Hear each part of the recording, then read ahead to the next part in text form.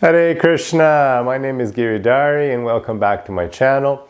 And today we'll be talking about a beautiful Bhagavad Gita verse, verse 10 of chapter 4, where we're going to be talking about attachment, fear, and anger, and how these things connect to each other and what we can do with the yoga path, with the yoga knowledge, to overcome these terrible obstacles to a happy life. So let's first read the verse in Sanskrit. It's always nice just to hear the Sanskrit, the original language in which the Bhagavad Gita has been written. Even if I don't pronounce it perfectly, it's still very powerful and good for us to listen to the Bhagavad Gita like that. So let's listen to it now. Vīta-rāga-bhaya-krodhā, man-mayā upāśritāḥ, bahavo jñāna-tapasā, pūtā mad-bhāvam āgatāḥ. Let's hear it again. Vīta-rāga-bhaya-krodhā, man-mayā upāśritāḥ, bahavo jñāna-tapasā, pūtā mad-bhāvam āgatāḥ.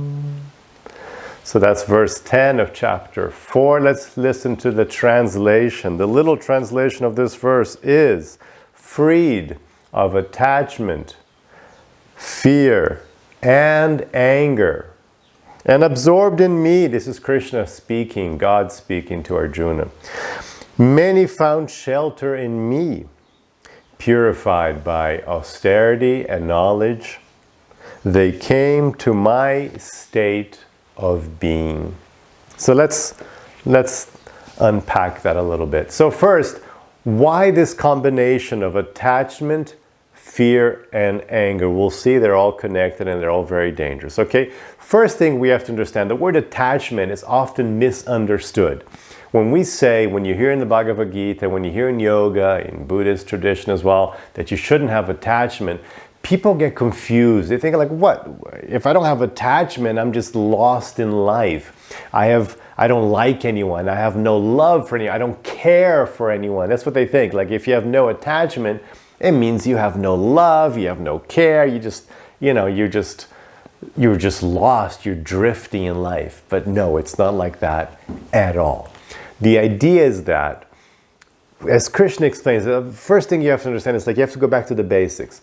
And the basics of the yoga philosophy, the yoga view of the world, Krishna explains in chapter 7, is that there are two energies. He says, I have two energies, Krishna says. I have the material energy, which is this stuff, the stuff your body is made of, the stuff the universe and the stars are made of. You have matter. And he says, I have another energy, which is spirit, which is us, consciousness. So basically, it's a two-dimensional universe where you have consciousness and matter, spirit and matter, if you want to put it that way.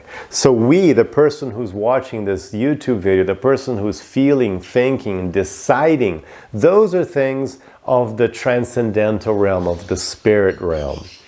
Matter doesn't decide, feel, or think, right? It wouldn't make any sense if I said this bookshelf is feeling or thinking or deciding anything. No, it makes no sense, but I am. But not I in terms of my body, because I could die now and I would leave the body and then my body wouldn't be able to think, decide, or feel anything. So it is the conscious soul and God who can feel and think and decide, but matter just is. So, now that you understand that you have matter and spirit, what attachment means is that this transcendental entity, you and me, we now create a false connection, an attachment to matter. And that's where the trouble is going to start. Why? Because matter is impermanent, right? It's always changing. It's in constant mutation, right? You can't step into the same river twice. You don't have the same body. Every time you breathe in, you've just changed your body, right? Cells are changing. Oxygen came out, other stuff, came in, other stuff came out. Stuff's changing, you're digesting. Your body isn't the same from one second to the next, and nothing is the same. Everything is changing. So, but you as the eternal soul, you're eternal. You're unchangeable. Krishna dedicates chapter 13 to explain that. You don't change. So now this eternal, unchanging thing says it needs or requires, becomes attached, connects to something that is impermanent and in constant change.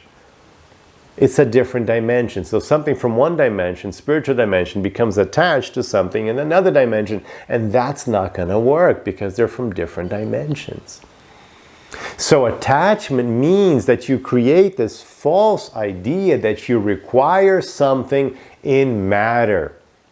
Be that an object or a situation, or even if you think you need somebody else, because here in the material world, the other people, everybody you know, you don't actually know them because they're just souls trapped in material bodies as well. So if you think, oh, I love my child, well, that's fine, that's great, but actually you don't really know who your child, it's not really your child, it's an eternal soul just like you in a child's body now, or in a body that was generated in part with your help.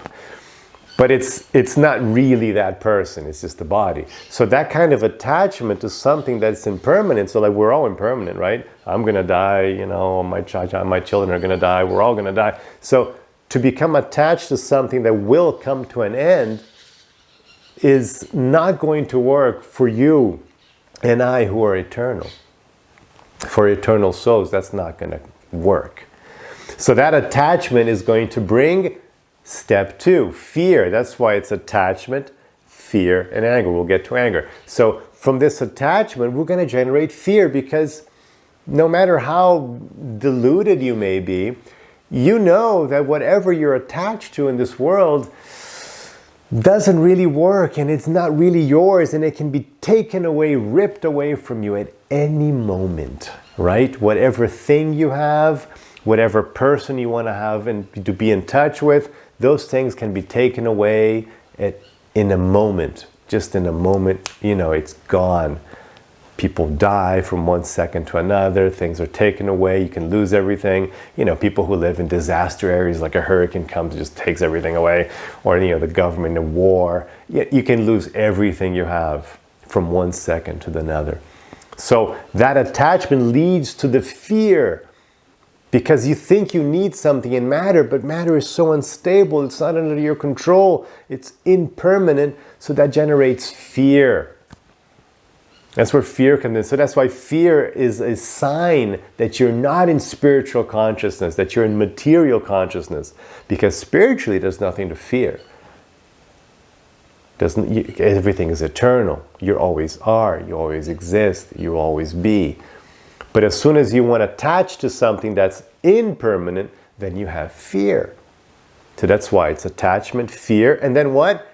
Anger. Because from fear comes anger. Because that thing that's going to take away the thing you're attached to, you're angry at that. You don't like that. So anger comes at the fear of losing something or towards someone or something that took away the thing you were attached to, right? That's how you get people angry, right? Where's my cheese? You steal things from someone, then they get angry, right? You take something away and they get angry. It was theirs, it's kind of natural, but that's where the anger comes from. When somebody gets in or you're attached to getting something, that's why we get angry a lot, is when we want to get something, and then somebody blocks that or takes that chance away for you to get that thing you were attached to getting. And then you get angry. That happens all the time. You get angry at someone who, interrupted, obstructed your plans to get something you were attached to. But always external, always in matter. It's always when your consciousness is outside of your own being. Because inside, what we're attached to, what I teach here in the channel, what Krishna teaches in the Bhagavad-gita, we should be attached in yoga mind, in yoga mentality. We're attached to Dharma, to doing the right thing, to being the best person we can, to being devoted, to being me. So those things can't be taken away by anyone. All the forces in the universe can't take that away from me. The whole universe, all the governments, all the powers, nothing can take away from you or me if we just want to be the best of ourselves. If I want to be the best of me, if I want to be devoted to God, if I want to be within me, yoga, Yoga with me, Krishna uses yoga like that. Yoga with yourself, and then yoga with him. So if you want to be in a state of yoga, nobody can take that away from you, because it has nothing to do with matter, with the exterior, superficial world out here. So then there's no fear. So then there's no anger. But as soon as I identify with matter, as soon as I want something from out here, then I will get fear, and then I'll get angry. So, I hope that helps you understand these important topics. That's why it keeps coming up in the Bhagavad-gita, attachment, fear, and anger. Attachment, this is a common topic throughout spiritual literature, everywhere. But, Bhagavad-gita, you'll see that a lot, and it comes up a lot in the Bhagavad-gita. So I hope you understand what that means now. And you can take the steps to change your mentality so you can avoid suffering from attachment, fear, and greed. Let's read the verse one more time. Vīta-rāga-bhaya-krodhā, man-mayā upāśritāḥ, bahavo jñāna-tapasā, pūtā mad-bhāvam, āgatāḥ. So that's it. I hope you enjoy that. Don't forget to please like and subscribe. The channel is just trying to get off the ground, so I really need your help. Just share with whoever you think might be interested in these topics. So people in yoga, people who like Bhagavad-gita, please share, because I really need your help to get the channel going. Thank you very much. Have a wonderful day. Hare Krishna.